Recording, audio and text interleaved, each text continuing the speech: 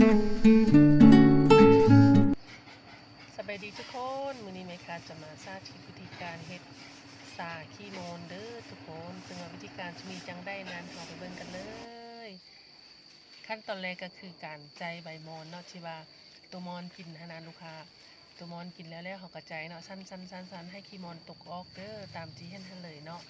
ใจไปจนกลัวจะหมดเด้ออยากเฮ็ดจำนวนหลายน้อยสำได้ก็เอาตามที่ต้องการเลยเนาะทุกคนเนาะหลังจากที่เฮาใจใบมอนออกแล้วเนาะเฮาก็เอาใบมอนมาสามารถเฮ็ดเป็นปุ๋ยหมักได้เด้อทุกคนเด้อใบมอนยาทิ่มเนาะเอามาหมักเป็นปุ๋ยเด้อทุกคนไว้ปลูกต้นไม้บำรุงต้นไม้เด้อต่อมาเฮาก็มาฟัดเอาแยกเอาใบมอนมุนแล้วก็ขี้มอนออกจากกันเนาะทุกคนเนาะเมื่อเฮาฟัดใจแล้วเนาะจะได้ขี้มอนงามๆคือแบบทุกคนเห็นนี่เลยเด้อหลังจากนั้นเฮาก็เอามาพึ่งแดดไปแดดเดียวมันจะแห้งเนาะปุ๋ยหมักใบมอนเฮาอย่าลืมรดน้ำทุกมือให้มันเปียกเด้อหรือว่า2-3มือรดเทื่อนึงก็ได้หลังจากนั้นเฮาก็เอาขี้มอนมาคั่วเนาะไฟอ่อนๆเด้อทุกคนเด้อสังเกตเบิ่งแม่ค้าเนาะใส่มือจับก็ได้เนาะ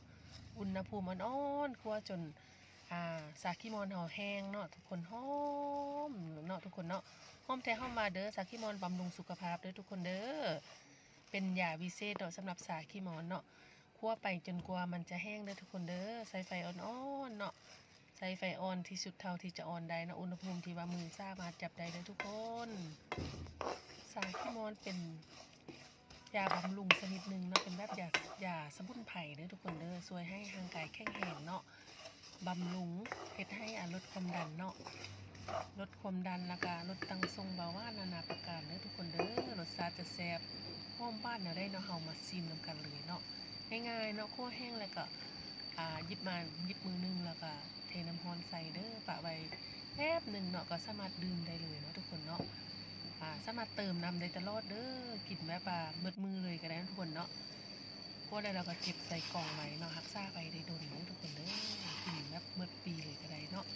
พวกได้สนใจสาขี้มอนก็สามารถอินบ็อกซ์5เมคาเลยเด้อเมคามีแบ่งปันเนาะ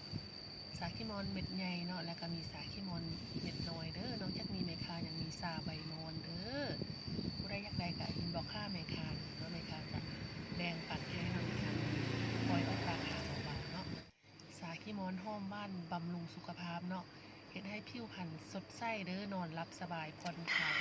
หายเครียดแน่นอนเนาะไม่ได้กินสารที่มีชื่อมีของเมคาเนาะอย่าลืมเอาวิธีการง่ายๆนี้ไปเฮ็ดเด้อทุกคนเด้อบ๊ายบาย